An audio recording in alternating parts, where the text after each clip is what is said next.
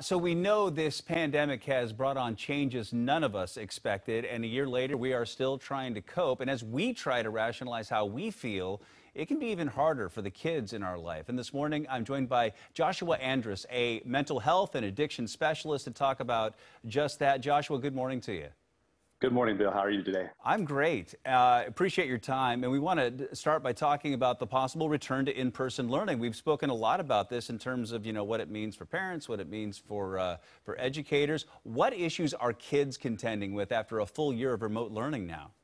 Well, so many times, when we used to have times we were out of work and then coming back to work and having the rhythm as adults, it was tough to adjust. Our kids have been out of school, out of social environments for a long time. And there can be a social anxiety that occurs. So just even coming back to the adjustment of that, many of them are really excited to come back, but there's some of them that are really struggling with it. But even having that gap in learning, but the gap of interacting in person, it can be overwhelming. You bet. And we always hear the phrase, kids are resilient, but there are clearly limits to that. We've all felt isolation, loneliness, helplessness, and boredom. So from your perspective, what issues have the pandemic brought up most for teenagers? Well, teenagers, I have three of them. So this is an easy question to see, but not always easy to address. Right. The thing is that I wrote my book, Thriving During COVID and Beyond, for the very thing that you're talking about. I'd like to focus on the resiliency that we see that can come out of this situation. And sometimes we have to slow down and see what's not happening and what's not occurring for resiliency.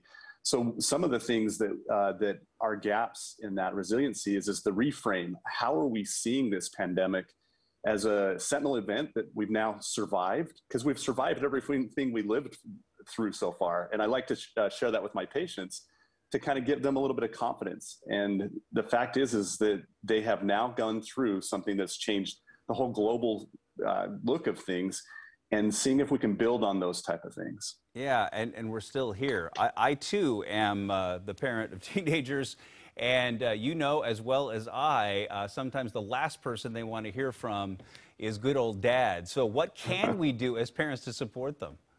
Put them in a car and take them to nature. It sounds terrible, but the fact is if their phones run out of juice eventually on that path, if you don't take away their phones, then you're actually having their undivided attention and they're actually interacting with the textures of life. But, the roller skating rink out here in California just opened back up, and I had a good hour and a half drive in order to get there after picking up their friends. Allowing them to enjoy the reintegration is a beautiful thing to do. But again, that car time, even though for years taxiing around kids has been the bane of parents' existence, I love that time. So reframing it for ourselves, where do we catch the quality time with our kids? Because again, they may not want to interact with you, but when they hear that you kind of bob your head to their music when you're in the car with them, it's a great opportunity to interact. So I like the idea of what can we already do that the kids want to do to start to bridge that communication gap. I love that. Now, I want to hit this quickly because some kids are really, really struggling. So what are some signs that our kid may need more help than we can provide them? I love that. And I think this is really a good thing. Number one, as a parent, the big thing is be good and healthy yourself.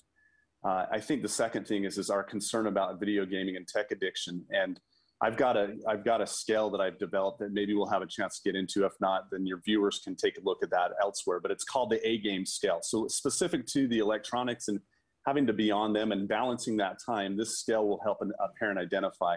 The other thing is that there is, with that integration, are there things that they're returning back to that I call the daily disciplines that they're not coming back to? Are they isolating? Are they at times having language of depression? Are they not able to get themselves into a routine? They found themselves into ruts. Are there times that they're not able to have the humor that they might have had? Looking for changes in their personality. I'm rattling them off, but there's a lot there. Bursts of anger. Anger is a high-level emotion that uncovers so much more underneath. And so, and if anger isn't expressed, depression occurs because anger gets turned inward. Joshua Andrus, this is really a valuable input, and we appreciate it. Thanks for your time. By the way, your book, Thriving During COVID and Beyond, available on Amazon right now. Thanks for your time.